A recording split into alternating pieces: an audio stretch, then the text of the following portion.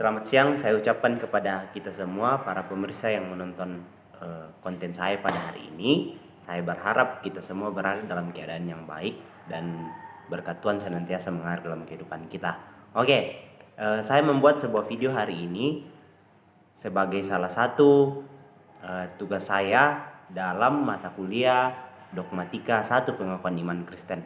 Dan sebelum itu saya akan perkenalkan diri saya. Perkenalkan, nama saya Gideon Tapatrix Duma. Saya sudah semester 3 di Universitas Kristen Indonesia, tepatnya di Fakultas Teologi. Dan sekarang saya akan membawakan sebuah konten video dengan satu tema, Roh Kudus dalam Pengakuan Iman Nisea Konstantinopel. Jadi teman-teman silakan saksikan video saya sampai akhir. Roh Kudus adalah salah satu pribadi dari Allah Tritunggal, dan Roh Kudus tidak hanya disebutkan dalam pengakuan iman Nisea Konstantinopel, tetapi juga dalam pengakuan iman Rasuli dan pengakuan iman Athanasius. Kenapa saya membahas Roh Kudus dalam pengakuan iman Nisea Konstantinopel? Karena pada dasarnya pada saat Konsili Nisea pertama, Roh Kudus itu tidak pernah dijelaskan secara terperinci dalam Konsili Nisea yang pertama. Nanti setelah Konsili Nisea kedua barulah Roh Kudus itu dijelaskan secara gamblang pada saat penetapan Konsili yang kedua. Jadi teman-teman, mari kita saksikan seperti apa sebenarnya pengakuan iman Nisea Konstantinopel yang menjelaskan tentang Roh Kudus. Ya, kira-kira seperti inilah bunyi dari pengakuan iman Nisea Konstantinopel.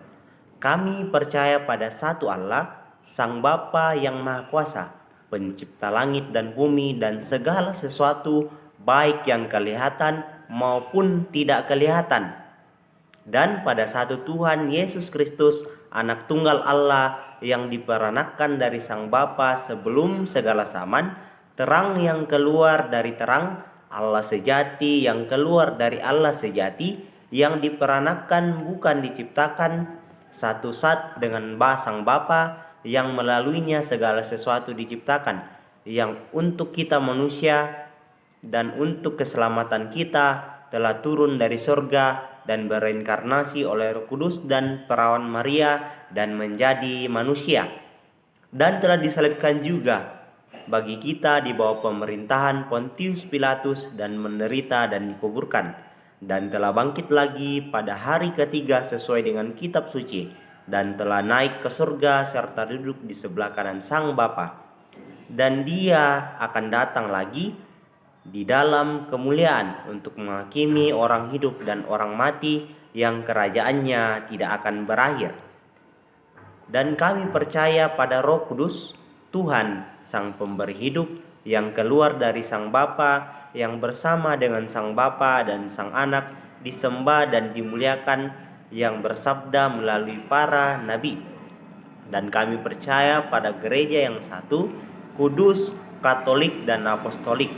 Kami mengakui satu baptisan bagi penebusan dosa-dosa. Kami menantikan kebangkitan orang-orang mati dan kehidupan pada zaman yang akan datang. Amin. Kira-kira seperti itulah bunyi dari pengakuan iman Nisea Konstantinopel. Roh Kudus adalah Roh Allah, yaitu prinsip hidup dan kuasa Allah yang memiliki titik kesadaran yang berada di dalam Allah dan keluar dari dalam diri Allah. Ia merupakan Roh Allah yang kekal itu dan bersemayam di dalam diri Allah yang esa itu sendiri sejak kekal. Ia berperan mencurahkan kasih Allah baik ke dalam hati orang percaya, namun juga sejak kekal kepada firman Allah yang dikasihi Allah sebelum dunia diciptakan.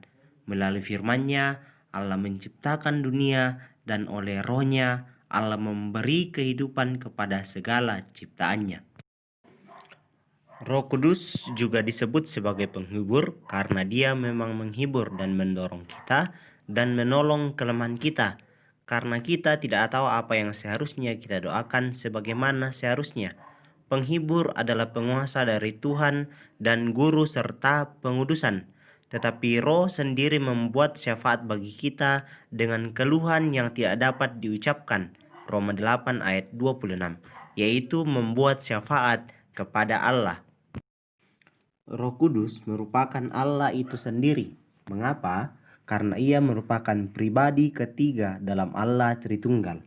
Ia juga merupakan Allah yang Esa itu sendiri yang berada tiga dalam satu. Ia merupakan roh Allah yang bersemayam di dalam kedalaman zat hakikat atau esensi dalam Allah. Maka dia juga disebut sebagai roh yang kekal. Karena dia mempunyai kodrat yang identik dengan Allah, yaitu kodrat ilahi. Mengapa Roh Kudus adalah pribadi dan ilahi? Dalam Yohanes 14 ayatnya yang ke-15 sampai 16, di sini kita melihat bagaimana Yesus meminta kepada Bapa untuk mengutus penolong yang lain untuk dapat menyertai kita senantiasa, yaitu Roh kebenaran. Halos parakletos, penolong lain. Halos artinya sesuatu yang lain tapi dalam jenis yang sama. Jadi, kalau Yesus itu pribadi dan sebagai Allah, maka Roh Kudus pun demikian, ia memiliki pribadi dan sebagai Allah. Roh Kudus adalah kekuatan yang paling perkasa, yang maha kuasa dan tidak dapat ditelusuri karena dia hidup dan perkasa. Prinsip pengudusan semua hal yang dibuat oleh Allah melalui Kristus. Dialah yang menyinari jiwa-jiwa orang. Dia ada dalam nabi dan dia juga ada dalam para rasul di perjanjian baru. Satu Tuhan Yesus Kristus yang telah dinubuatkan dalam perjanjian lama dan datang dalam perjanjian baru, dan satu Roh Kudus yang melalui para nabi bernubuat tentang Kristus, dan ketika Kristus datang turun dan memanifestasikan tentang Dia. Mungkin sekian dulu video dari saya. Saya berharap video ini dapat menjadi berkat buat teman-teman yang mendengarkan, sehingga kita boleh sama-sama terberkati dalam menjalani kehidupan kita pada saat ini. Saya secara pribadi mengucapkan selamat Hari Natal kepada kita dan selamat menyongsong tahun baru 1 Januari 2021. Selamat siang dan God bless you.